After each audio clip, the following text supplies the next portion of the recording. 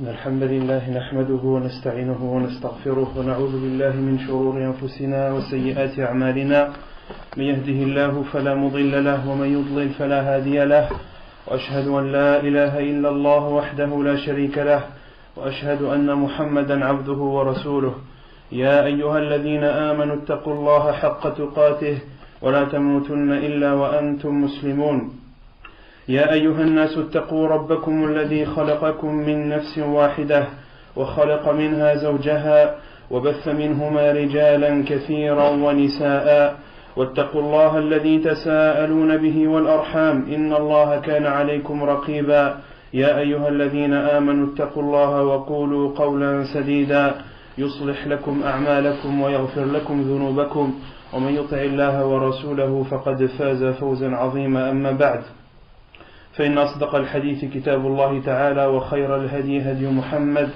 صلى الله عليه وسلم وشر الأمور محدثاتها وكل محدثة بدعة وكل بدعة ضلالة وكل ضلالة في النار وبعد.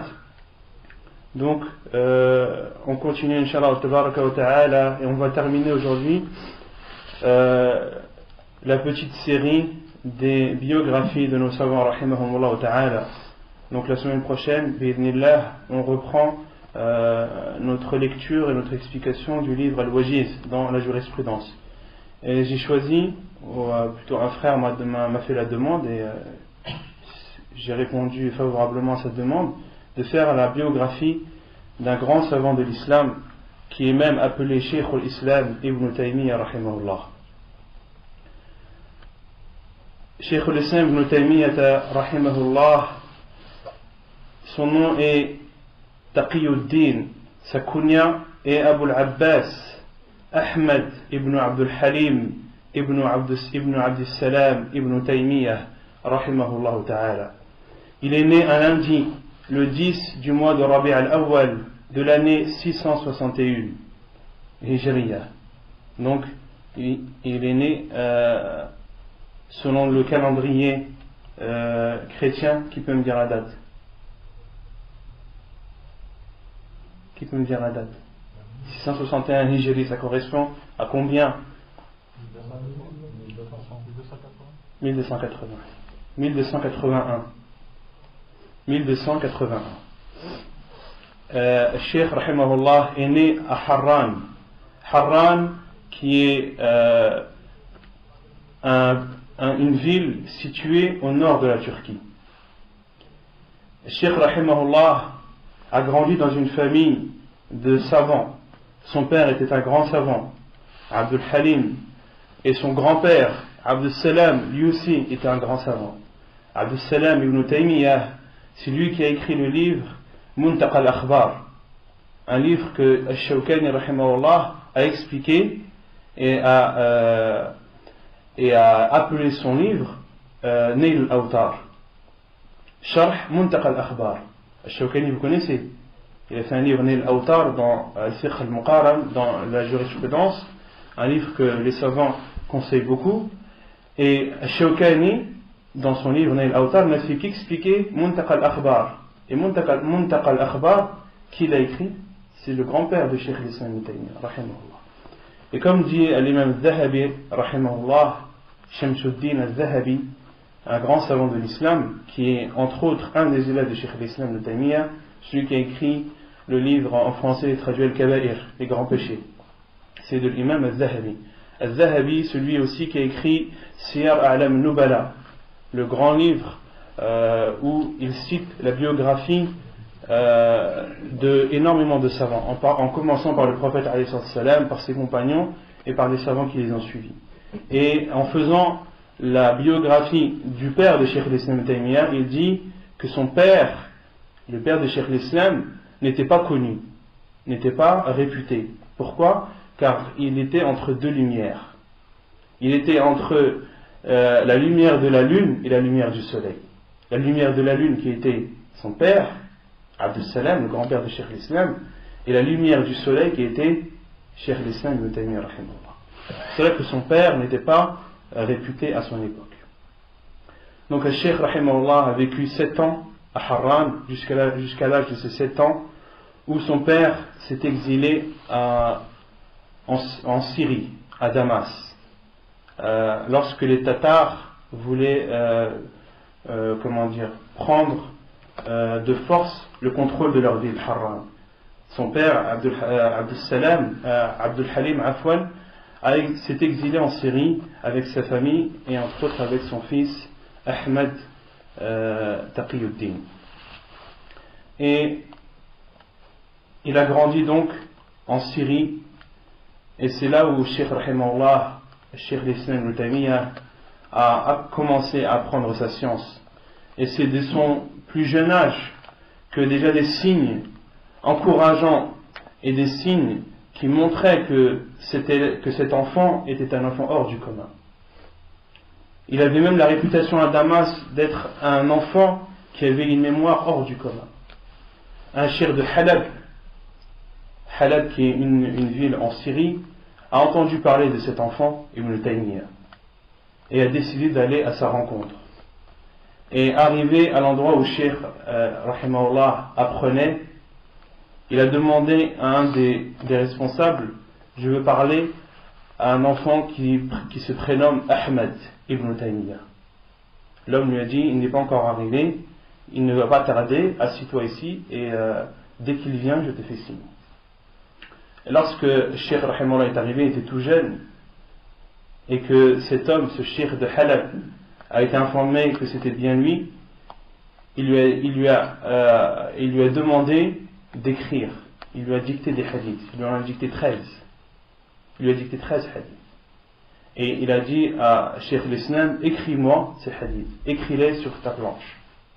Cheikh Rahimahullah les a écrits. Il lui a dit: efface-les. Il les a effacés. Récite-les-moi. Il lui a récité. Il lui a dit, il lui a encore donné 7 hadiths. Il lui a dicté 7 hadiths bil sanad, avec la chaîne de transmission. Il les a écrits. Le cheikh lui a dit: efface. Il a effacé. Redis-moi les hadiths. Il lui a récité les hadiths. Comme s'il les connaissait par cœur, comme s'il les avait lus et relus, appris et reappris. Rahimahullah ta'ala. Et ce cheikh de Halab a dit: si cet enfant vit longtemps, il sera une grande personnalité. Et c'est effectivement ce qui s'est passé. Le cheikh Rahimahullah, même lorsqu'il était très jeune, il commençait déjà à faire la da'wah. Il commençait déjà à appeler à l'islam. Et dans sa route, entre chez lui et l'endroit où il apprenait, il y avait un juif qui le questionnait sur l'islam, etc. Et Cheikh Rahimahullah lui répondait. Et ce juif, la première fois que Cheikh lui a répondu, a vu que c'était un enfant hors du commun. Il a vu que cet enfant avait des paroles qu'il n'avait jamais entendues auparavant. Et à chaque fois que Cheikh Rahimahullah allait dans son endroit où il apprenait, ce juif venait s'interposer dans son chemin et lui poser des questions, jusqu'à ce qu'il s'est converti au hasuna islamu. Et sa conversion et son islam était un islam pieux. Le Cheikh Rahimahullah était connu depuis son plus jeune âge pour être actif dans l'apprentissage.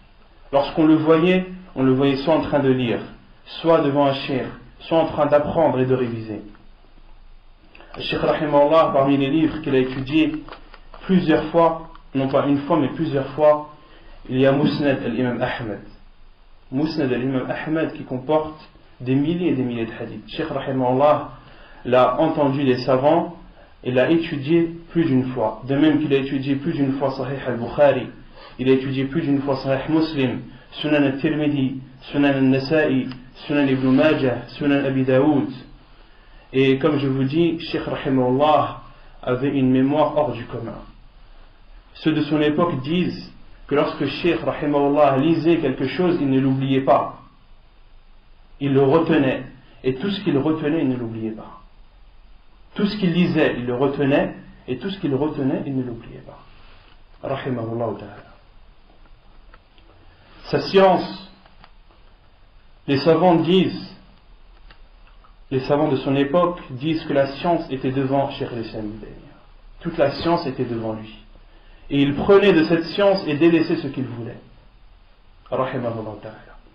Et les savants disent aussi, ceux de son époque, et ceux de notre époque également, que lorsque Cheikh Rahimahullah parlait dans le tafsir, on avait l'impression qu'il ne connaissait que ça, qu'il ne connaissait que le tafsir, qu'il n'avait étudié que le tafsir, que c'était le plus grand savant de l'islam dans le tafsir.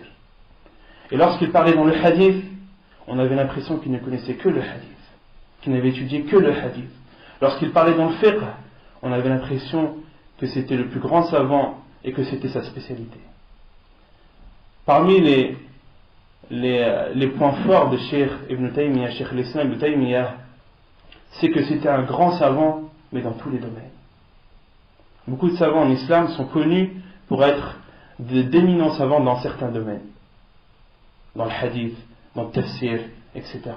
Mais Cheikh l'Islam Ibn Taymiyyah, et c'est pour ça qu'il a été appelé Cheikh l'Islam, était un grand savant dans tous les domaines. Il n'y a pas un domaine où il n'avait pas une science infuse dedans. Les savants disent, concernant le tafsir, la science du tafsir, lorsqu'il parlait du tafsir, lorsqu'il expliquait un verset, on avait l'impression qu'il rentrait dans les profondeurs du verset.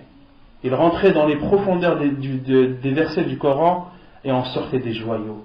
Il sortait des ahkam, des jugements, des versets que personne ne l'avait précédé.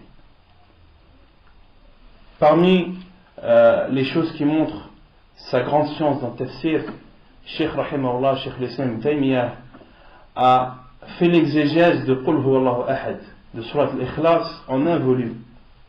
Surat al-Ikhlas en un volume.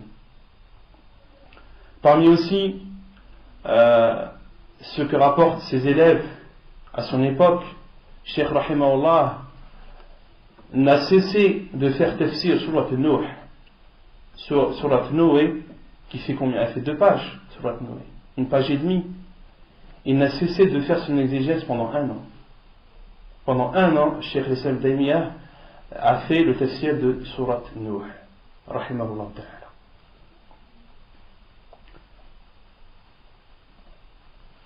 Al-Hafid ibn Kathir, vous connaissez tous Al-Hafid ibn Kathir, c'est un élève de Cheikh l'Islam Ibn Taymiyyah.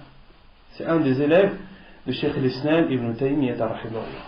Al-Hafid ibn Kathir rapporte le premier cours que Cheikh rahimahullah, Cheikh l'Islam a donné.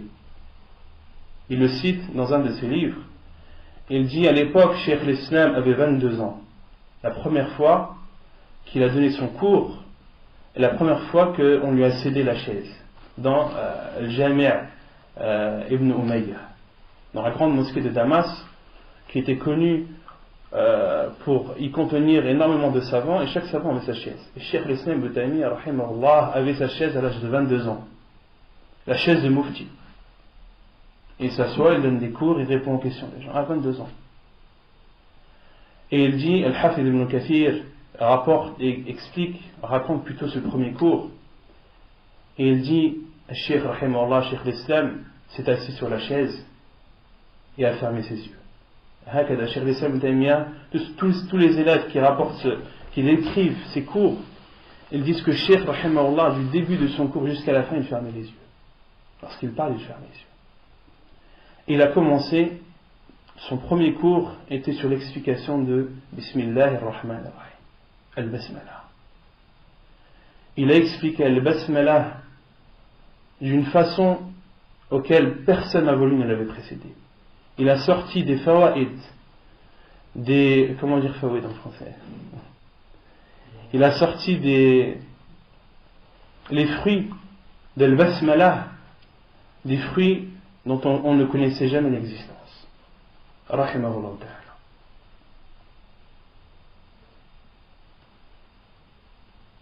Parmi aussi ce que rapportent les savants de son époque, que Cheikh Rahimahullah avait commencé à faire le tafsir du Coran, mais il ne l'a pas fini. S'il l'avait fini, le tafsir à la fin ferait 50 volumes. Les savants disent que son tafsir ferait au minimum 50 volumes. Rahimahullah.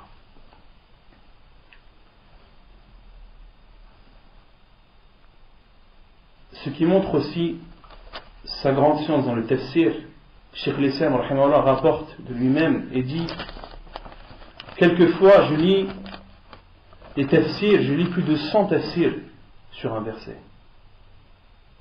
sur un verset, je lis plus de 100 tafsirs. Donc, énormément d'avis différents.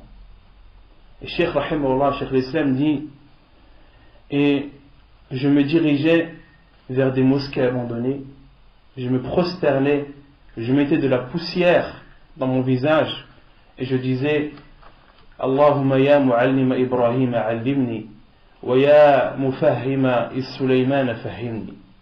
Ô celui qui a enseigné à Ibrahim alayhi salam, enseigne-moi. Ô celui qui a fait comprendre, qui a donné la compréhension à Sulayman, donne-moi la compréhension également. Rahimahullah ta'ala. Et il disait aussi que lorsqu'il bloquait sur un sujet, lorsqu'il avait des difficultés à comprendre un sujet, il disait Astaghfirullah alfa marra. Je disais Astaghfirullah 1000 fois, jusqu'à ce qu'Allah subhanahu wa ta'ala me facilite et m'ouvre la porte vers la compréhension de cette chose.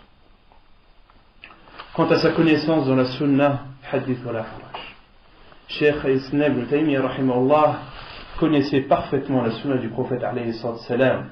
Il connaissait ses paroles, il connaissait les actes, il connaissait toutes ces expéditions militaires du prophète alayhi salam, il connaissait ses miracles, il connaissait surtout l'authentique du faible. Cheikh Islam ibn Taymiyyah connaissait les hadiths authentiques et connaissait les hadiths faibles, à tel point que le Hafid al-Zahabi rahimahullah a dit, un hadith que ne connaît pas Cheikh l'Islam, ce n'est pas un hadith. Al-Hafid al-Zahabi, le grand savant reconnu notamment dans sa science du hadith. L'imam al-Zahabi, c'est un grand savant de l'islam dans le hadith. Qu'est-ce qu'il dit? Un hadith que Cheikh l'Islam ibn Taymiyyah ne connaît pas, ce n'est pas un hadith.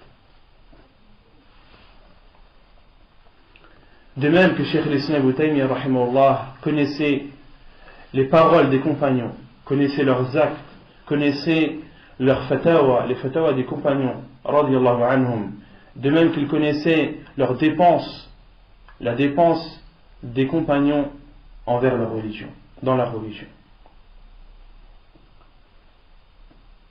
Ce qui prouve sa grande science dans la science du hadith, Cheikh al-Islam ibn Taymiyyah rahimahullah, dans une de ses assises, un de ses élèves lisait dans des livres de hadith, lisait sur Cheikh. Et ils avaient pour habitude de lire vite, notamment la chaîne de transmission. Ils lisaient vite. Et Al-Hafid al-Zahabi rapporte, il dit une fois, un de ses élèves a lu, lisait vite et s'est trompé sur un rawi, s'est trompé sur un rapporteur du hadith. Il a mal cité son nom. Cheikh l'Islam Damien l'a arrêté. Il a dit, tu as fait une erreur. Un tel, ce n'est pas comme tu as dit, mais c'est comme ça. Rahimullah wa hada min hifdhi. Et tout ça de sa mémoire. Tout ça de sa mémoire.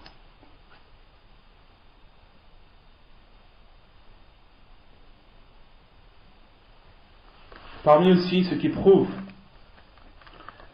sa grande science dans le hadith et sa science, sa connaissance parfaite de la sunna du prophète alayhi salam, c'est que Cheikh l'Islam ibn Taymiyyah citait toujours les références. Lorsqu'il parlait sur un sujet, il citait toujours les références des savants. Dans quel livre il a lu, quel est l'auteur du livre, et dans quel endroit du livre se trouve ce sujet.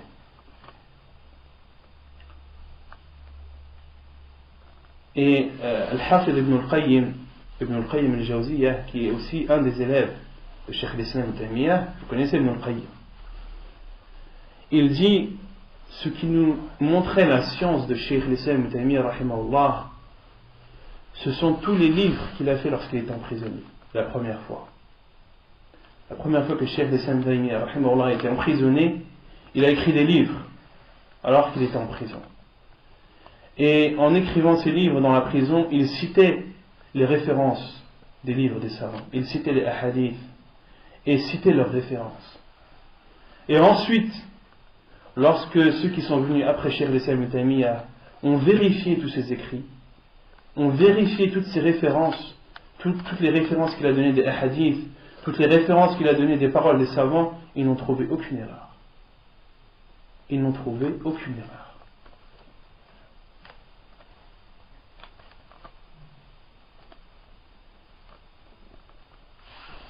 Parmi les livres que Cheikh l'Islam Ibn Taymiyyah rahimahullah a écrit en prison, il y a entre autres le livre As-Sarim al-Masloul ala Shatim al-Rasul.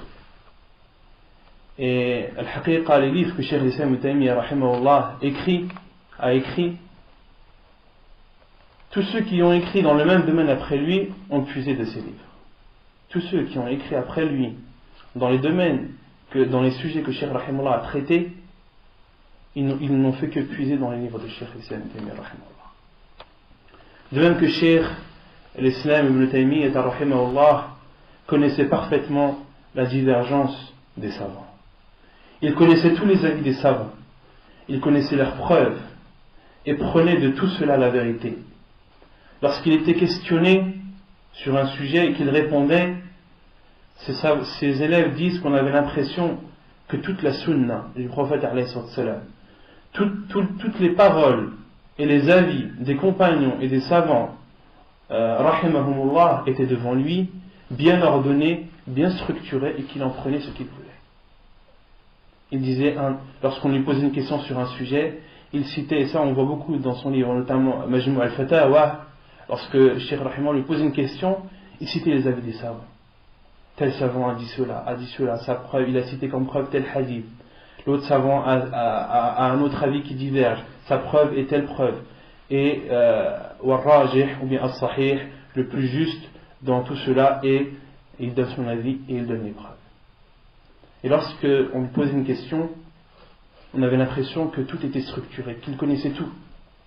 Que toutes les paroles des savants, il en avait pris connaissance, les avait étudiées, avait son avis, avait sa preuve, et qu'il prenait de tout cela ce qu'il voulait et délaissait ce qu'il voulait. On sentait que Cheikh l'Islam rahimahullah maîtrisait tout cela d'une grande maîtrise. Quant à ses livres, les livres de Cheikh l'Islam Ibn Taymiyyah rahimahullah se comptent par centaines. Certains font 27 volumes, comme Majmu' al-Fatawa. Majmu' al-Fatawa, il fait plus de 27 volumes. Certains font 12 volumes, d'autres 9, d'autres 3. Quant à son livre qu'il a écrit Dar'u Ta'arud al-Aql wa al-Naql, Ibn al-Qayyim, son élève, c'est un livre que Cheikh l'Islam Ibn Taymiyyah a écrit, où entre autres il a cité des règles. Parmi les règles qu'il a citées dans ce livre, dans l'introduction de ce livre, c'est que tout hadith, tout dalil, tout hadith du prophète alayhi salam, ou tout verset utilisé par les gens de l'innovation pour appuyer leur innovation, dans cette preuve même il y a une réponse contre eux.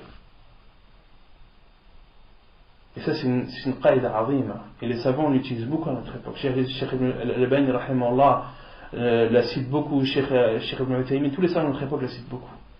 Toutes les preuves du Coran ou de la Sunna citées par les gens de l'innovation pour appuyer leur innovation, Cheikh l'Islam Ibn Taymiyyah dit dans ce même verset, dans ce même hadith, il y a une preuve contre eux.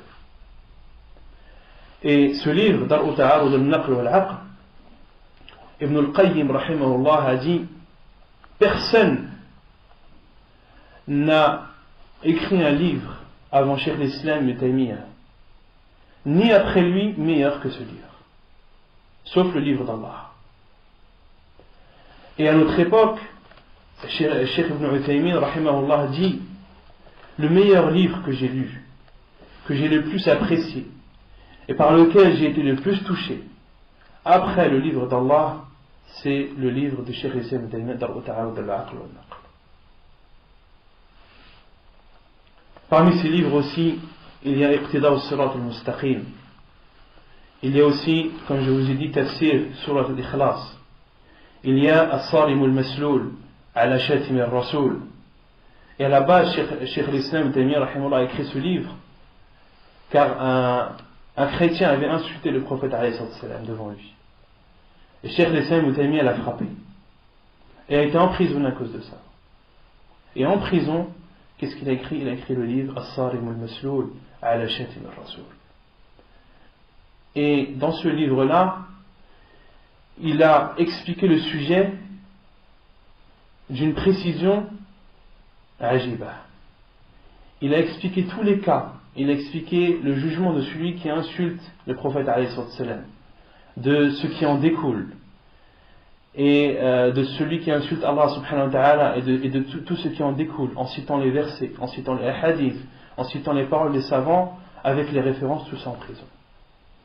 Et personne après lui n'a écrit dans ce sujet, dans le fait d'insulter le prophète alayhi salam ou d'insulter Allah, personne après lui n'a écrit un livre meilleur que As-Salim al-Basir.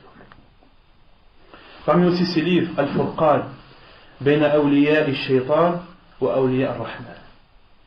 Et ce livre-là, c'est le meilleur dans sa matière. Les savants disent, le meilleur livre dans ce domaine, c'est le livre de Cheikh al-Islam ibn Taymiyyah, où il cite la différence entre les partisans du diable et les partisans d'Allah subhanahu wa ta'ala. Et dedans, entre autres, il explique le fait que lorsque vous voyez une personne qui fait une chose extraordinaire, une chose hors du commun, ne le suivez pas jusqu'à ce que vous ayez soumis cette personne au Coran et à la Sunna. Regardez d'abord cette personne si elle est conforme au Coran et à la Sunna. Si elle est conforme au Coran et à la Sunna, cette chose hors du commun qu'elle a faite, c'est une karama d'Allah. C'est un bienfait d'Allah sur lui. Et si vous voyez que cette personne n'a rien à voir avec le Coran, n'a rien à voir avec la Sunna, sachez que ces actes-là qu'il fait, ce sont des actes du diable. Parmi aussi ces livres, Al-Furqan al-Mubin, Bayna al-Talaqi wal-Yamin. Et Cheikh al-Islam ibn Taymiyyah, donc la traduction du titre, c'est la différence, je vous le résume, entre al-talaq, entre le divorce et le fait de jurer sur le divorce. Je vous explique. Cheikh al-Islam ibn Taymiyyah rahimahullah considère qu'une personne qui jure, qui dit par exemple à sa femme si tu fais telle ou telle chose, tu es divorcé. Je jure par Allah que si tu fais telle ou telle chose, tu es divorcé. Cheikh al-Islam ibn Taymiyyah rahimahullah dit si sa femme fait cette chose, elle n'est pas divorcée. Pourquoi? Car c'est un serment. Et le serment, lorsqu'il n'est pas tenu, il y a kafarat al-yamin. Il y a ce qu'on appelle la compensation, qui est citée dans le Coran. Et en aucun cas, cette femme est considérée comme étant divorcée. Et la plupart des savants de notre époque, comme Cheikh Ibn Taymiyyah, Cheikh Al-Albani, Cheikh Ibn Baz, ont suivi l'avis de Cheikh l'Islam ibn Taymiyyah rahimahullah à ce sujet. Alors qu'à son époque, à l'époque de Cheikh l'Islam, celui qui jure que si sa femme fait telle ou telle chose, elle est divorcée, elle était divorcée. Et Cheikh l'Islam ibn Taymiyyah a été emprisonné à cause de cette fatwa. Il a été emprisonné à cause de cette fatwa. De même qu'il a écrit Al-Aqid al-Wasatiyya, Al-Aqid al-Hamawiyya, il a été aussi emprisonné à cause de Al-Aqid al-Hamawiyya. C'est même la première fois qu'il a été emprisonné. La première fois qu'il a été emprisonné, c'était à cause de ce livre, Al-Hamawiyya. Il a aussi écrit Raf'ul Malam, An A'immat al-A'lam. Autant de livres qui sont tous bénéfiques les uns les autres. Parmi ces fatawa, ses compagnons, les compagnons de Cheikh al-Islam ibn Taymiyyah rahimahullah, ont rassemblé plus de 40 000 mas'ala, plus de 40 000 sujets dans lesquels Cheikh al-Islam ibn Taymiyyah a été questionné et a répondu. Parmi ce qui montre la grande science de Cheikh et son aisance dans la science surtout, un de ses élèves rapporte et dit qu'un juif l'a questionné dans une de ses assises, dans une des assises de Cheikh al-Islam ibn Taymiyyah. Un juif l'a questionné sur un point dans le domaine du destin, dans le qadar. Et ce juif a écrit sa question sous forme de vers, en 8 vers. Et lorsque la question a été soumise à Cheikh al-Islam ibn Taymiyyah rahimahullah, son élève dit, il s'est arrêté un moment, il a réfléchi un moment, a pris une feuille et écrivait. Et ses élèves, en le voyant, ils se sont dit que Cheikh rahimahullah écrit la réponse à la question du juif. Mais il écrit normalement, écrit des phrases. Lorsque Cheikh l'Islam rahimahullah a terminé et que ses élèves ont vu la feuille, Cheikh l'Islam Ibn Taymiyyah rahimahullah avait écrit 184 vers en réponse à la question de ce juif. Mais il écrivait tellement vite que ses élèves pensaient qu'il écrivait des phrases. Non, Cheikh rahimahullah écrivait des vers avec les rimes, avec toutes les règles concernant le vers arabe, l'arabe. Il y a des règles, on n'écrit pas un vers comme ça en arabe, même en français. En arabe, c'est encore plus difficile qu'en français. Il y a des règles à respecter, il y a des syllabes, etc. à respecter, comme à peu près en français, mais plus en arabe, avec les rimes à la fin. Avec une vitesse. Une vitesse, lorsque ses élèves l'ont vu, pensaient qu'il écrivait des phrases. Non, Cheikh Rahimah écrivait des vers. Il a répondu une question de 8 vers, il a répondu en 184 vers. Et Al-Hafid al-Dhahabi dit, et ces vers, s'ils étaient expliqués, il faudrait 2 volumes pour les expliquer. C'est 184 vers. Il faudrait 2 volumes pour pouvoir les expliquer. Quant à ces cours, les cours de Cheikh l'Islam Ibn Taymiyyah rahimahullah, Al-Bazzar, Al-Imam Al-Bazzar, qui est un grand savant de l'islam, qui a un musnad appelé Musnad Al-Bazzar, qui a plutôt rassemblé des hadiths du prophète alayhi salam. Al-Bazzar, lui, était à la fois un professeur et l'élève de Cheikh l'Islam Ibn Taymiyyah. C'était son professeur dans le hadith, mais c'était son élève dans la aqidah. Al-Bazzar rahimahullah rapporte, lorsqu'il décrit le cours de Cheikh l'Islam Ibn Taymiyyah, comment le cours de Cheikh l'Islam Ibn Taymiyyah se passait. Il dit, donc je vous traduis à peu près ce que Cheikh Al-Bazzar, l'imam Al-Bazzar a dit: lorsque j'étais à Damas, je ne ratais jamais ses cours, les cours de Cheikh l'Islam Ibn Taymiyyah. Il s'asseyait après avoir prié 2 rak'at. Ensuite, il faisait le hamd, il disait Alhamdulillah, il faisait les éloges du prophète alayhi salatu wassalam. Puis commençait son cours en fermant les yeux. Allah lui ouvrait alors les portes de la science. Il citait les versets, les hadiths, les paroles des savants, montrait l'authenticité et la faiblesse. Il apportait ses arguments, utilisait les vers arabes et tout coulait de source, du début du cours jusqu'à la fin. Il fermait les yeux. On avait l'impression qu'il était coupé du monde. Al-Bazzar disait, on avait l'impression que Cheikh l'Islam Ibn Taymiyyah n'était pas avec eux, il était ailleurs, il était dans un autre monde. Il n'hésitait jamais, ne s'arrêtait jamais, ne bloquait jamais. Il n'a jamais cité le nom du prophète alayhi salam sans l'avoir suivi du salut et de l'éloge. Par Allah, Al-Bazzar dit, Wallahi, par Allah, je n'ai jamais vu quelqu'un qui aimait, qui immensifiait et suivait le prophète alayhi salam plus que lui. Lorsque le hadith était authentique, il le mettait en pratique sans se préoccuper de ceux qui le contredisent, quelle que soit la personne. Lorsqu'il finissait son cours, il ouvrait ses yeux et regardait les gens avec un sourire, comme s'il venait de les rencontrer, comme s'il redescendait du monde où il est et il redécouvre les gens devant lui avec un sourire. Lorsqu'il finissait son cours, il ouvrait ses yeux, il regardait les gens avec un sourire, comme s'il venait de les rencontrer. Il s'excusait des fois de ne pas avoir traité le sujet comme il le fallait, alors que ceux qui recopiaient son cours avaient dû remplir plusieurs parchemins. Lorsqu'il donnait son cours était tellement riche que ceux qui le recopiaient avaient besoin de plusieurs parchemins. Et parfois, Cheikh l'Islam, lorsqu'il rouvrait ses yeux que son cours était terminé, il s'excusait de ne pas avoir traité le sujet comme il le fallait. Imaginez si Cheikh l'Islam traite un sujet comme il le faut. Combien de parchemins il faut? Beaucoup de gens assistaient à ces cours, des savants, des chefs, des lecteurs de Coran, des muhaddithin et des fuqaha. Et ce qui prouve la grande science de Cheikh l'Islam Ibn Taymiyyah rahimahullah, c'est qu'il a vécu dans une période, dans une époque où il y avait plein de savants. Cheikh l'Islam rahimahullah n'a pas vécu dans une époque où les gens étaient ignorants.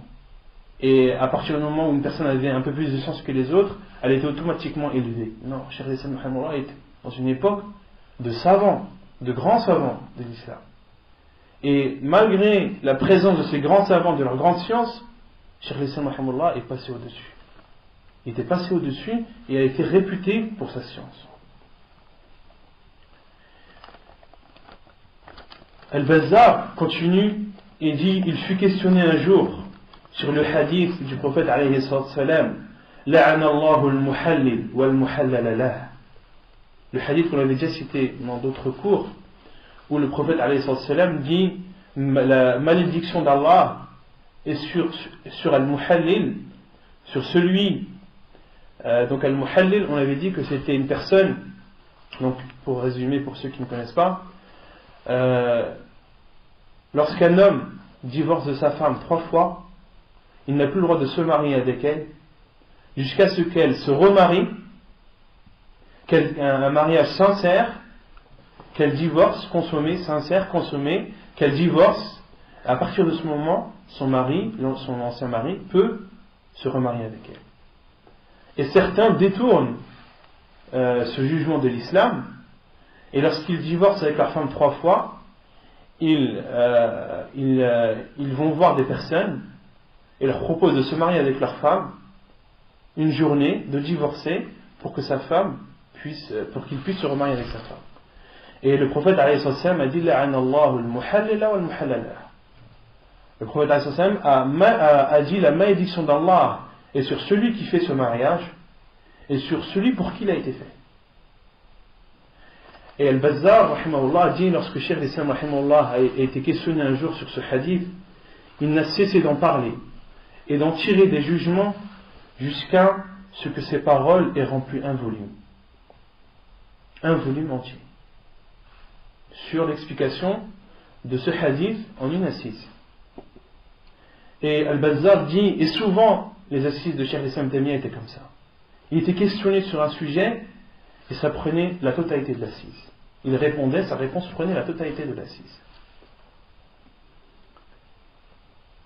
Ses efforts contre les gens de l'innovation. Cheikh al-Islam rahimahullah a répondu aux gens de l'innovation et a montré leur égarement. Ceux sur qui il a parlé, entre autres que les juifs et les chrétiens, où Cheikh al-Islam rahimahullah a parlé, a montré leurs erreurs. Il a répondu à Rawafid, il a répondu à Soufiyya, il a parlé sur Al-Jahmiyya, Al-Mu'tazila, Al-Khawarij, Al-Falasifa, les philosophes, Al-Batiniyya, Al-Malahida, Al-Qa'ilina biwahdat al-wujud, Al-Dahriyya, Al-Qadariyya, Al-Nasiriyya, Al-Hululiyya, Al-Mu'attila, Al-Mujassima, Al-Mushabbiha, Al-Rawanidiyya, Al-Kullabiyya, Al-Salimiyya. Autant de sectes qui étaient présentes à son époque. Et tous ceux sur qui Cheikh al-Islam rahimahullah a parlé, c'était ses ennemis. Ces personnes sont devenues ses ennemis. Imaginez tous les ennemis que Cheikh al-Islam rahimahullah avait. Imaginez. Des sectes qu'on ne connaît même pas, on les connaît que de nom, mais qui étaient présentes à son époque. Son adoration. Cheikh rahimahullah consacrait tout son temps à l'adoration d'Allah subhanahu wa ta'ala. Entre prière, entre jeûne, entre dhikr, entre apprentissage de la science et enseignement. Comme je vous ai dit, lorsqu'il ne comprenait pas une chose, il disait Astaghfirullah alfa marra. Je disais Astaghfirullah 1000 fois. Al-Bazzar, qui est un de ses élèves et qui a fait entre autres une biographie de Cheikh al-Islam Taymiyya, a dit: après le Fajr, après Salat al-Fajr, personne ne venait parler à Cheikh al-Islam Taymiyya, sauf en cas d'extrême urgence. Pourquoi? Parce qu'après al-Fajr, après Salat al-Fajr, il invoquait Allah subhanahu wa ta'ala, il faisait le dhikr jusqu'au lever du soleil. Et une fois, son élève Ibn al-Qayyim rahimahullah était assis à ses côtés, et lorsque Cheikh al-Islam Taymiyya a fini d'invoquer Allah et de faire le rappel, il a fait une confidence à Ibn al-Qayyim. Ibn al-Qayyim a dit: je suis le seul à qui Cheikh al-Islam a fait cette confidence. Il lui a dit: cette assise là après le Fajr, c'est de là que je puise ma force, et s'il n'y a pas cette assise, je n'ai plus de force. Si je n'ai pas cette assise, je n'ai plus de force. Ibn Qayyim rahimahullah dit, je suis le seul à qui Cheikh l'Islam Taymiyya a fait cette confession.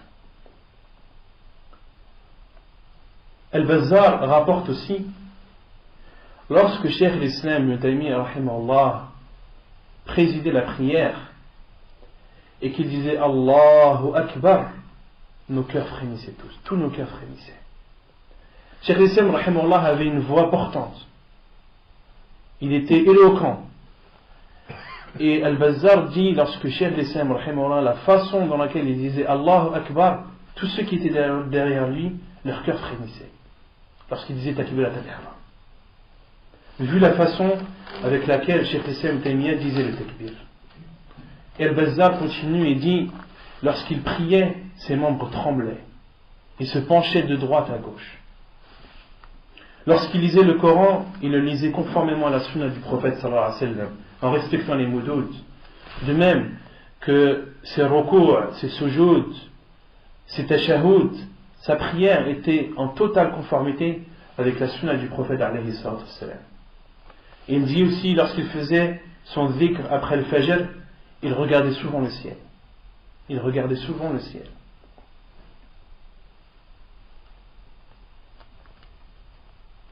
Et Al-Bazzar dit que lui aussi, il a pu s'asseoir à côté de Cheikh l'Islam Ibn Taymiyya lors d'une de ses assises après le Fajr, lorsqu'il restait après la prière du Fajr jusqu'au lever du soleil.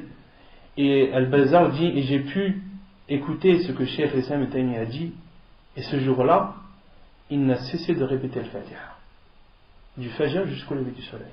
Il n'a cessé de répéter Al-Fatiha, Surat Al-Fatiha. C'était la seule chose qu'il répétait.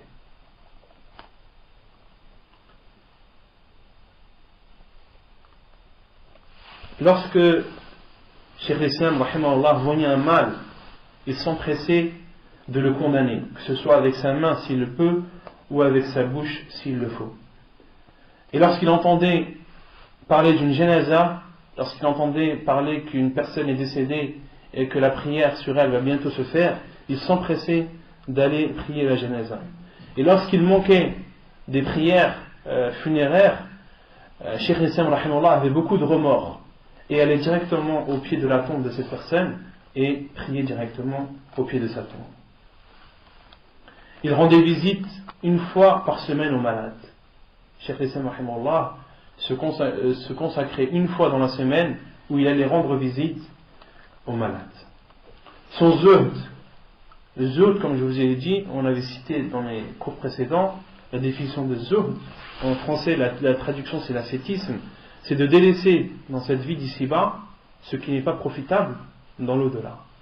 C'est délaisser dans cette vie d'ici-bas des choses autorisées mais qui ne sont pas profitables dans l'au-delà. Cheikh rahimahullah n'attachait aucune importance à cette vie d'ici-bas, et ceci depuis son plus jeune âge. Son professeur du Coran, celui qui a appris le Coran à Cheikh l'Islam Ibn Taymiyya rahimahullah, dit, son père Abdul Halim est venu me voir lorsque Cheikh l'Islam était encore tout jeune et m'a dit, je te donne 40 dinars.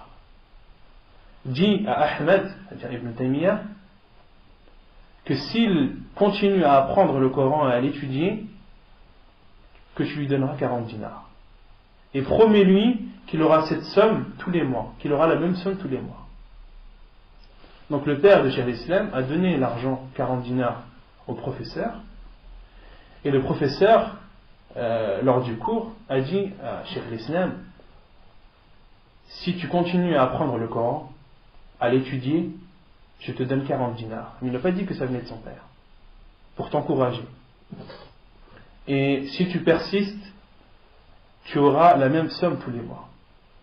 Le Cheikh l'Islam Ibn Taymiyya rahimahullah lui a répondu alors qu'il était tout petit, j'ai fait un pacte avec Allah subhanahu wa ta'ala de ne jamais prendre de l'argent dans le Coran, pour le Coran. J'ai fait un acte, alors qu'il était tout petit, j'ai fait un acte avec Allah subhanahu wa ta'ala de ne jamais prendre de l'argent sur ce que j'apprends du Coran. Et son professeur a dit, et j'ai su à ce moment Parce que c'était pas connu les enfants. Les enfants, quand on leur donne 40 dinars, ils sont tout contents. Et j'ai su que cet enfant, c'était Allah subhanahu wa ta'ala qui le protégeait. Et c'était Allah subhanahu wa ta'ala qui allait faire en sorte que ça allait être un grand savant. Cheikh Rahimahullah était connu pour son zuhd. Personne ne l'a entendu dire qu'il voulait une maison. Personne ne l'a entendu dire qu'il voulait un jardin. Personne ne l'a entendu dire qu'il voulait de l'argent, ni du bétail, ni qu'il voulait des vêtements, ni même qu'il voulait le pouvoir. Il n'a jamais demandé tout cela. Parmi aussi son zuhd, Cheikh l'Islam Ibn Taymiyyah rahimahullah mangeait très peu. Il donnait très peu d'importance à la nourriture. Ceux qui mangeaient avec lui disaient que Cheikh l'Islam Ibn Taymiyyah était toujours le premier à enlever sa main. Il était toujours le premier à arrêter de manger. Il mangeait un peu et s'arrêtait. Et c'était toujours le premier à s'arrêter. Sa modestie. Cheikh l'Islam Ibn Taymiyyah accueillait tous ceux qui venaient le questionner avec un grand sourire et leur parlait de la meilleure des façons. Al-Bazzar rapporte, donc je vous traduis ce que Al-Bazzar, un de ses élèves et son professeur en même temps raconte. Il était très modeste dans sa façon de se lever, dans sa façon de s'asseoir, de marcher. Il ne m'appelait, c'est-à-dire lui, il ne m'appelait jamais par mon nom, mais me donnait toujours les meilleurs surnoms. Il insistait pour que je m'assoie à ses côtés lors de son cours. Je le côtoyais pour lire sur lui Sahih al-Bukhari. Et je voulais lire sur lui tête à tête. Donc Al-Bazzar dit qu'il voulait lire sur Cheikh l'Islam Ibn Taymiyyah Sahih al-Bukhari mais tête à tête. Pourquoi? Parce que Cheikh l'Islam Ibn Taymiyyah avait entendu Sahih al-Bukhari d'une version que personne avant lui n'avait entendue. Donc, comme je vous dis, Cheikh l'Islam Ibn Taymiyyah a eu plus de 200 professeurs et plus de 200 mashayikh. Sahih al-Bukhari, il l'a lu et étudié plusieurs fois, pas une fois, deux fois, plusieurs fois. Et à chaque fois, il a étudié al-Bukhari d'une version différente. D'accord? Et il avait étudié Sahih al-Bukhari d'une version qui était très rare. Et Al-Bazzar, rahimahullah, voulait lire sur Cheikh l'Islam Ibn Taymiyyah suivant cette version. Et pour le finir le plus vite possible, pour lire le plus vite possible Sahih al-Bukhari, il a demandé à Cheikh l'Islam que les cours soient, qu'il soit seul dans le cours, que ce soit lui et Cheikh l'Islam, pour finir vite sa lecture. Cheikh l'Islam Ibn Taymiyyah a refusé et a insisté. Donc Al-Bazzar continue et dit, mais il a refusé et a insisté pour que je lise devant l'assemblée. Il s'asseyait en bas de la chaise et moi dessus. Il s'asseyait en bas de la chaise et moi dessus. Le cheikh qui explique, il est assis en bas de la chaise, et l'élève qui lit le livre, il est assis où? Sur la chaise. Subhanallah. Et Al-Bazzar dit, j'avais honte et j'étais très gêné. Et surtout, j'étais stupéfait par la modestie de Cheikh l'Islam Ibn Taymiyyah, de laisser son élève qui allait lire le livre s'asseoir sur la chaise et le professeur, le grand imam, le savant de l'islam s'asseoir par terre. Si ce n'était, Al-Bazzar continue et dit, si ce n'était le fait de lire les hadiths du prophète alayhi salam, je ne l'aurais jamais fait. Al-Bazzar dit, si ce n'était pas le fait de lire les hadiths du prophète alayhi salam, leur importance et le respect que j'ai dans le fait de lire les hadiths du prophète alayhi salam, je n'aurais pas fait ça. Je n'aurais pas pu me permettre de m'asseoir à la place de Cheikh l'Islam Ibn Taymiyyah. Il raconte aussi Al-Bazzar, lorsque Cheikh l'Islam rahimahullah sortait de chez lui pour donner son cours, un cours où les élèves allaient lire sur lui, Cheikh l'Islam Ibn Taymiyyah portait lui-même les livres. Et à l'époque, ce n'est pas des livres avec le mujallad, avec des livres qui font 500 pages, 1500 pages, elles tiennent sur 5 cm d'épaisseur. Non, à l'époque, c'est des feuilles, c'est des parchemins. Quand on prenait un livre, c'était des kilos et des kilos. Et Al-Bazzar dit, Cheikh l'Islam Ibn Taymiyyah, c'était lui qui prenait les livres des élèves lorsqu'il sortait de chez lui pour aller à la mosquée donner son cours. Et Al-Bazzar dit, je me suis excusé auprès de Cheikh, de peur de manquer de respect sur le fait de le laisser porter les livres. Alors qu'à la base, ce sont les élèves qui prennent les livres. Le Cheikh, il marche les mains vides normalement. Et il s'est excusé auprès du Cheikh d'Islam Ibn Taymiyyah. Et Cheikh d'Islam Ibn Taymiyyah rahimahullah a dit, ces livres-là, ils méritent que je les porte sur ma tête. Est-ce que je ne porte, n'est-ce pas la parole du prophète que je porte? Ce n'est pas la parole du prophète que je porte. Et Cheikh d'Islam Ibn Taymiyyah portez les livres et refusez qu'on les porte. Refusez que quelqu'un d'autre que lui porte les livres. Rahimahullah ta'ala. Al-Bazzar dit, il ne demandait jamais rien, ni qu'on lui apporte à manger, quelles que soient les circonstances, ni qu'on lui apporte des vêtements de rechange. Un de ses frères, un des frères de Cheikh al-Islam Ibn Taymiyyah rahimahullah, celui qui était à son service, dit que Cheikh al-Islam Ibn Taymiyyah était ainsi tout le temps. Le fait qu'il ne demande rien, c'était pas seulement devant les gens, même chez lui, il ne demandait pas. Lorsque ses vêtements étaient sales, Cheikh al-Islam Ibn Taymiyyah ne demandait pas qu'on lui change. C'était les gens de sa famille qui venaient lui demander et qui venaient lui soumettre le fait de changer les vêtements. Il dit, Cheikh, il faut que tu changes tes vêtements. Mais que Cheikh al-Islam Ibn Taymiyyah aille demander à sa famille, mes vêtements sont sales, il faut m'amener des vêtements de rechange et il faut laver les deux. Et il faut laver les miens. Non, Cheikh al-Islam Ibn Taymiyyah ne demandait jamais.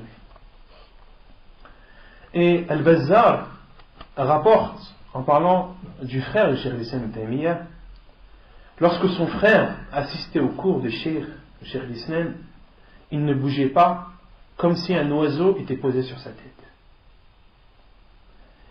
Il le respectait et avait honte. Le frère de Cheikh al-Islam Ibn Taymiyyah, dans son assise, respectait Cheikh al-Islam Ibn Taymiyyah et avait honte de son frère. Il avait de la pudeur envers son frère. Et Al-Bazzar dit, or, ce qui est connu, c'est que la famille d'une personne n'a pas honte de celle-ci. Ce sont les étrangers qui ont honte d'une personne, pas les membres de sa famille. Ton frère, même si c'est le plus grand savant, ce sera ton frère, tu n'auras pas honte de lui. Et lorsque le frère de Cheikh al-Islam Ibn Taymiyyah, rahimahullah, donc Al-Bazzar a dit, et nous avons questionné le frère de Cheikh al-Islam Ibn Taymiyyah. Et lui ont dit, nous te voyons avec Cheikh comme un élève timide et trop respectueux. Dans l'assise, son frère, on avait l'impression que c'était un élève très timide et trop respectueux de Cheikh.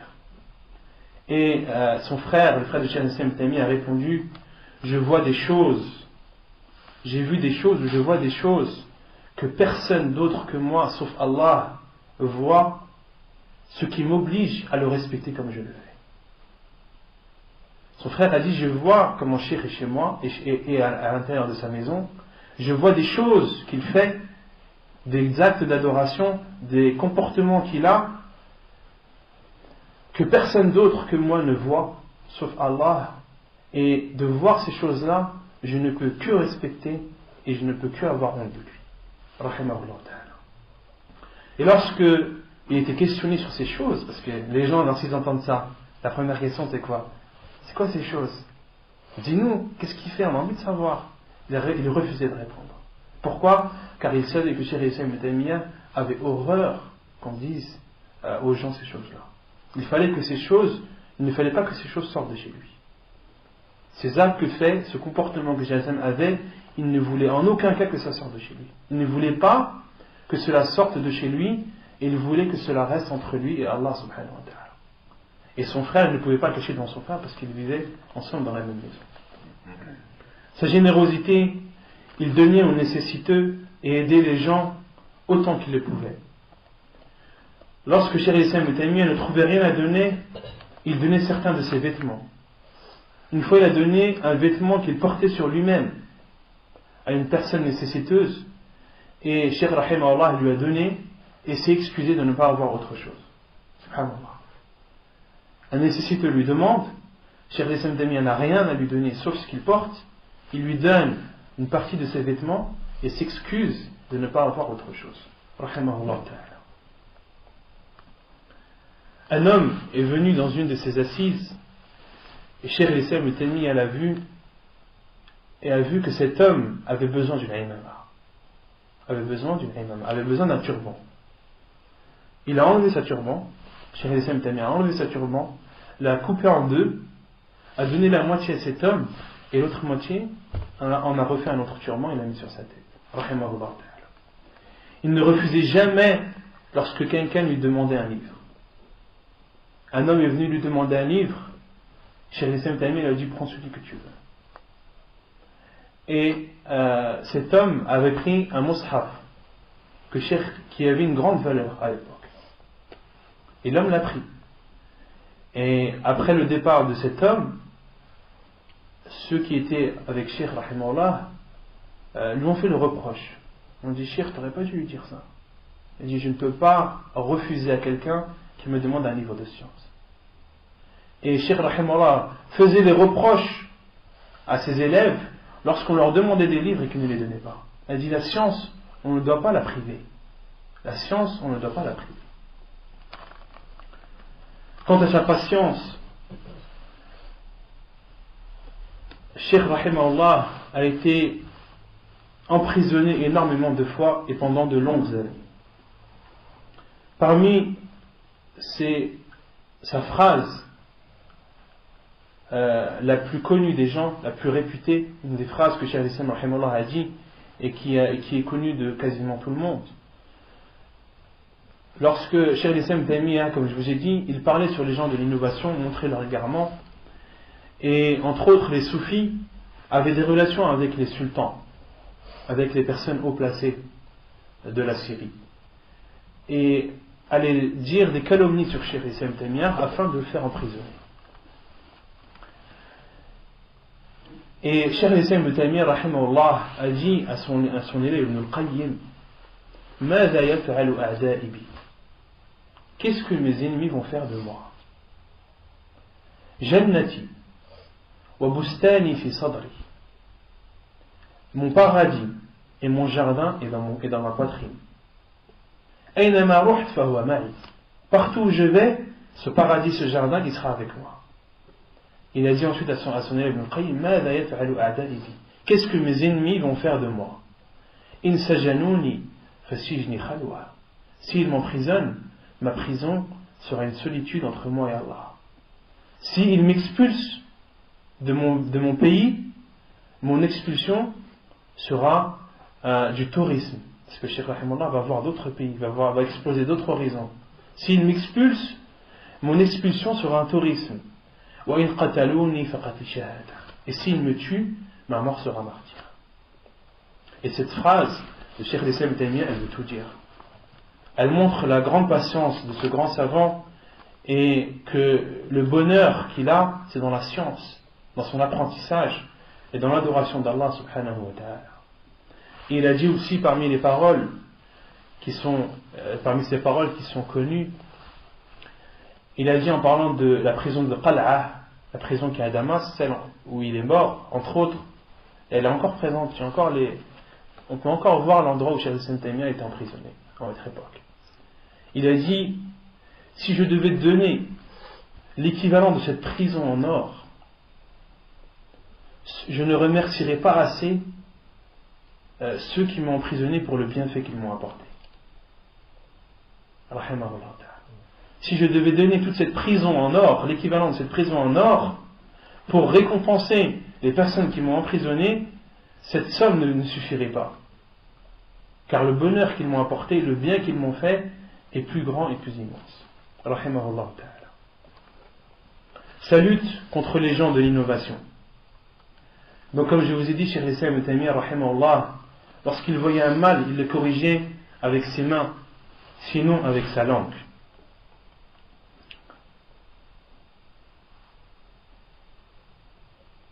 Il a lutté et a répandu et a montré l'égarement d'une secte à son époque qui était appelée Al-Fada'ihiyya.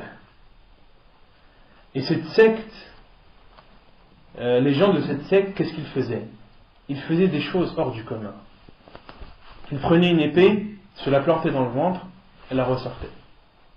Ils rentraient dans le feu, en ressortaient, sans qu'ils n'éprouvent aucune souffrance. Et cette secte était présente à l'époque de Cheikh l'Islam Ibn Taymiyya rahimahullah ta'ala. Et comme je vous ai dit, les savants disent qu'une personne qui fait une chose hors du commun, il ne faut pas le suivre à premier abord, mais d'abord de voir si cette personne, ce qu'elle fait est conforme à la sunna du prophète est conforme au Coran et à la sunna du prophète. Et la parole qui est connue dans ce domaine est la parole de l'imam Shafi'i rahimahullah, qui dit: lorsque vous voyez un homme voler dans les airs, marcher sur la mer, ne le suivez pas jusqu'à temps que vous ayez soumis son cas au Coran et à la sunna. Ça, c'est une règle en islam. Lorsque vous voyez une personne qui vole dans les airs, qui marche sur la mer, et qui vous dit que c'est un saint, qui fait partie des proches d'Allah subhanahu wa ta'ala, et qui vous prouve le fait qu'il est saint en faisant ces choses-là, en volant dans les airs et en marchant sur la mer, ne le suivez pas. Regardez d'abord si son comportement, si cette personne, ses faits et gestes sont conformes à la sunna du prophète alayhi sallam.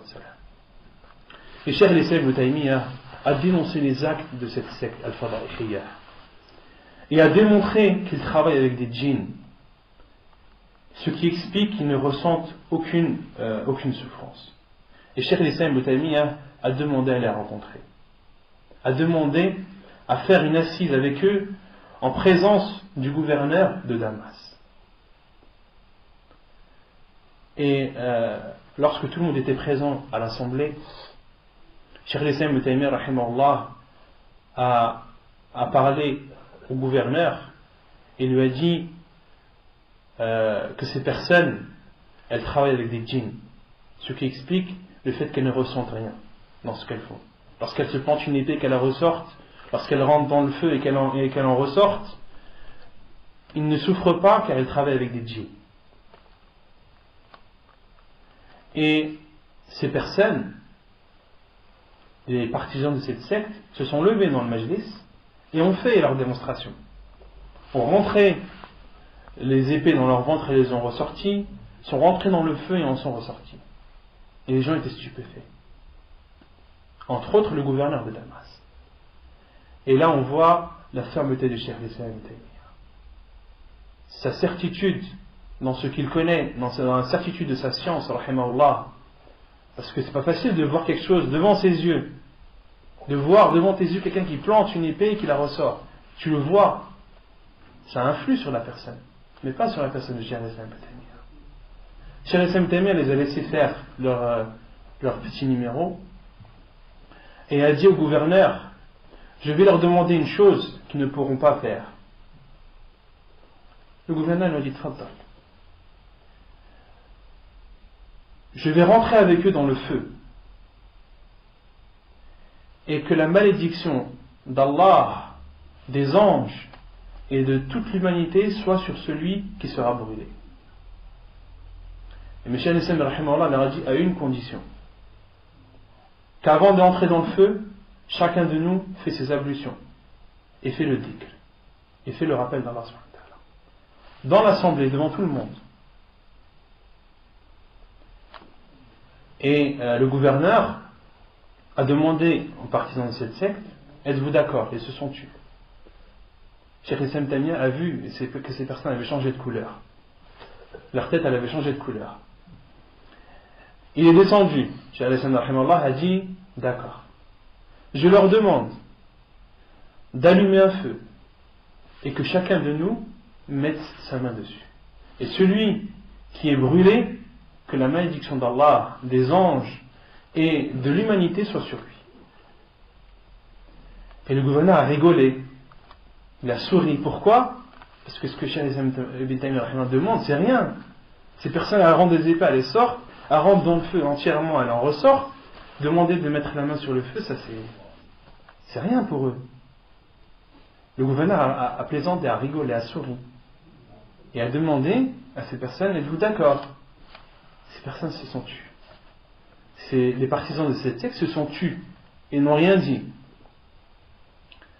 Et c'est là où on entend un bruit de fond des gens de l'assemblée qui commencent à parler entre eux, en se posant des questions. Pourquoi est-ce qu'ils refusent? Pourquoi est-ce qu'ils ne veulent pas mettre leurs mains sur le feu après avoir fait les ablutions? Alors qu'ils rentrent des épées, ils en sortent, ils la ressortent. Ils rentrent dans le feu et en ressortent. Pourquoi est-ce qu'ils ne veulent pas mettre leurs mains sur le feu après avoir fait leur dos? Et c'est là où Cheikh Islam Taymiyya rahimahullah a dit, vous avez vu, regardez, Allah subhanahu wa ta'ala les a démasqués. Et le gouverneur a dit ensuite à Cheikh Islam Taymiyya, dis-moi ce que tu veux que je fasse et je le fais. Que veux-tu? Cheikh Islam Taymiyya rahimahullah a répondu, la seule chose que je veux, que je leur demande, c'est de suivre le Coran et la Sunna du prophète sallallahu alayhi wa sallam. Et le gouverneur a dit, donc ils devront suivre le Coran et la Sunna du prophète sallallahu alayhi wa sallam. Rahimahullah ta'ala. Certains soufis d'Égypte avaient convoqué Cheikh Islam Taymiyya. Donc Cheikh Islam Taymiyya était où? Était à Damas. Et des gens de l'innovation qui étaient en Égypte l'ont convoqué pour faire un débat avec lui dans une assemblée. C'est des soufis. Les élèves de Cheikh Islam Taymiyya lui ont dit, non Cheikh, il ne faut pas que tu y ailles. Là-bas, il n'y a personne pour te protéger, il n'y a personne pour te défendre, et tu ne sais pas ce qu'ils vont faire de toi. Cheikh Islam Taymiyya était courageux. Et lorsqu'il fallait montrer la vérité, rien ne l'arrêtait. Il dit non, je vais y aller. Et il est parti effectivement dans l'assemblée et a commencé par Khutbat al-Haja. Inna alhamdulillah nahmadu. Et Al-Qadi Ibn Makhlouf lui a dit arrête, t'es pas venu pour faire des discours. Cheikh Islam Taymiyya a dit Ahmadullah, tu m'interdis de remercier Allah, de faire les éloges d'Allah. Et Ibn Makhlouf lui a dit tu n'es pas venu pour faire des discours, on n'a pas besoin de tes discours. Tu es venu pour répondre à la question. Et Cheikh Islam Taymiyya a compris à ce moment que ce n'était pas un débat que ces personnes voulaient, mais ils voulaient le juger. Et Cheikh Islam a dit d'accord, qui est mon juge? Qui va me juger? Ils ont dit un tel. Il a dit un tel c'est mon ennemi. Mon ennemi va me juger moi? Et Cheikh Islam Taymiyya a refusé de répondre à leurs questions ni de faire le débat. Et Ibn Makhlouf, Al-Qadi al-Malikiyya, qui est un grand soufi à l'époque de Cheikh Islam Taymiyya, a ordonné ou a suggéré au gouverneur d'Égypte d'emprisonner Cheikh Islam Taymiyya. Et effectivement, il a été emprisonné. Et dans la prison, Cheikh Rahimahullah, lorsqu'il est rentré dans la prison, a vu les détenus délaisser la prière, jouer au shantaraj, c'est un jeu à l'époque, et de ne pas donner d'importance à l'adoration d'Allah subhanahu wa ta'ala. Et Cheikh Islam Taymiyya a commencé à leur faire le rappel, a commencé à ordonner le bien, à interdire le mal, jusqu'à ce que la prison s'est transformée en assise. La prison s'est transformée en assise de science. Rahimahullah ta'ala. Et certains détenus, leur peine était arrivée à terme. Ils devaient sortir. On refusait de sortir. Ils disaient, non, on ne peut pas. Nous on reste avec Cheikh Islam, on va apprendre. On reste en prison, on va apprendre avec Cheikh Islam. Rahimahullah ta'ala. Et les émirs qui étaient venus de Damas étaient venus supplier Cheikh Islam Taymiyya pour qu'il sorte de prison. Et ils l'ont supplié. Cheikh Rahimahullah est sorti, a continué à enseigner, à donner ses cours, toujours en Égypte. Et Cheikh Islam Taymiyya ne se retenait pas, ne pouvait pas se retenir de parler sur les gens de l'innovation, de montrer leur égarement. Pourquoi? Nusha lil umma, pour conseiller la communauté, pour ne pas que les musulmans tombent dans l'égarement de ces personnes. C'est normal. Un savant qui a une science comme celle de Cheikh Islam Taymiyya, lorsqu'il voit un mal, lorsqu'il voit un égarement, c'est son devoir de le montrer, de montrer l'égarement et de mettre en garde les musulmans contre ces personnes. Et Cheikh Islam rahimahullah a été emprisonné encore une seconde fois. Et lorsque Cheikh Islam rahimahullah était en prison, les gens lui jetaient des questions de l'extérieur, dans des bouts de feuilles. Cheikh rahimahullah était dans sa cellule et des bouts de feuilles tombaient de temps en temps. Et il ouvre, il voit des questions. Et il répondait à ces questions. Et renvoyait la feuille. Et quand vous lisez Majmou' al-Fatawa de Cheikh Islam Taymiyya rahimahullah, vous voyez que des fois dans ses réponses il dit, parce que son livre Majmou' al-Fatawa c'est un rassemblement de toutes ces fatwas, et entre autres des fatwas que Cheikh a fait dans ces petites feuilles qu'il écrivait. Et vous voyez, quand vous lisez des fois le Majmou' al-Fatawa, vous voyez que Cheikh Rahimahullah dit je ne peux pas en dire plus vu l'endroit où je suis. Ou des fois il dit je peux dire la réponse, je ne peux pas en donner plus de détails quant à la question que tu as donnée, car il n'y a plus de place dans la feuille. Dans le fatwa, vous voyez ça.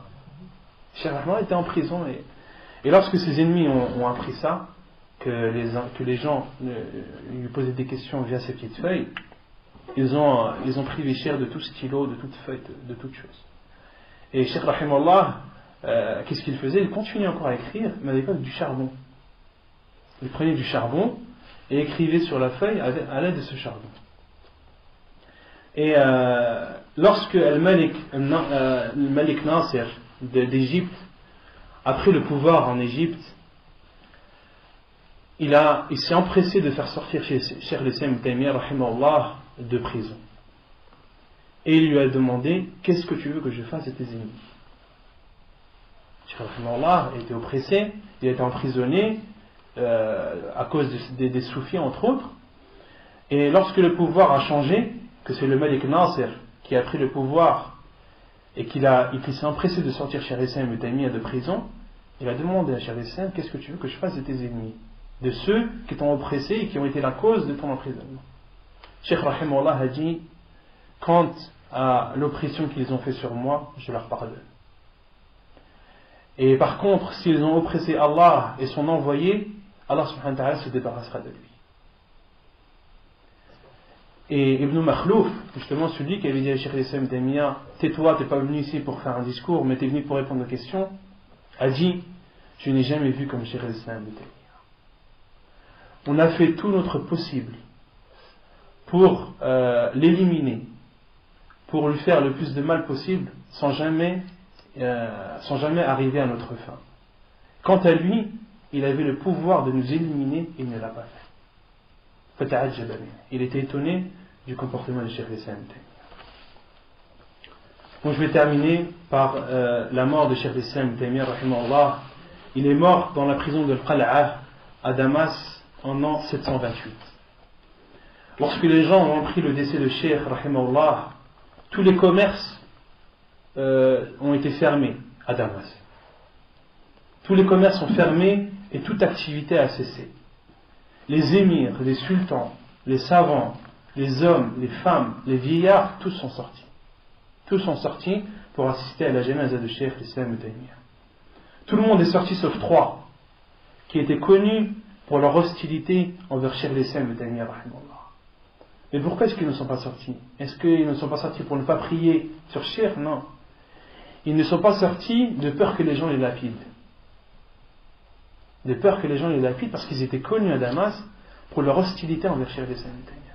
Ils avaient peur de se retrouver devant une grande foule et qu'une personne les reconnaisse et les frappe en connaissant l'hostilité qu'ils avaient pour Cheikh l'Islam Ibn Taymiyyah.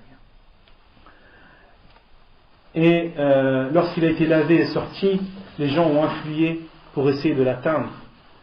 Il a été emmené avec beaucoup de mal dans Al-Jami' ibn Umayyah, donc la grande mosquée de Damas, où au début les gens pensaient que la mosquée allait contenir tout le monde. Mais non, beaucoup de gens étaient encore dehors. C'est son frère, le frère de Cheikh l'Islam Ibn Taymiyyah rahimahullah, qui a prié sur lui. Puis Cheikh l'Islam rahimahullah a été emmené dans une grande place à Damas. Pourquoi? Parce que la mosquée ne suffisait plus. Et beaucoup de gens n'avaient pas prié sur lui. Donc il l'a emmené dans une grande place, la place était pleine de monde. Un homme qui avait prié dans la mosquée a dit: je me suis mis en hauteur. Donc lui, il pouvait se permettre de ne pas prier dans la grande place. Je me suis mis dans un endroit élevé. Je ne voyais pas le bout de la foule.